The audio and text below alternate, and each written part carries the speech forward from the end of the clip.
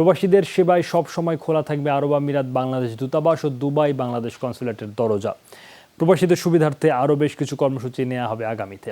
দুবাইয়ে এক সংবর্ধনা অনুষ্ঠানে এসব কথা জানান আমিরাতে নিযুক্ত বাংলাদেশের রাষ্ট্রদূত মোহাম্মদ আবু জাফর। দূতাবাসের কোনো কর্মীর বিরুদ্ধে অভিযোগ পাওয়া গেলে দ্রুত ব্যবস্থা নেওয়ার ঘোষণাও দেন। কমিউনিটি ব্যক্তিত্ব প্রকৌশলী আবু জাফরের সভাপতিত্বে অনুষ্ঠানটি পরিচালনা করেন আয়ুব আলী বাবুল। আরও বক্তব্য রাখেন Dubai consul general Iqbal Hossain Khan ও ডেপুটি কাউন্সিলর শাহেদুল ইসলাম। আরও বক্তব্য রাখেন আল হারামাইন গ্রুপের চেয়ারম্যান মাহতাবুর রহমান নাসির, সাইফুদ্দিন, এরশাদুল আলম হিরু, মাহবুবুর রহমান সহ অনেকে।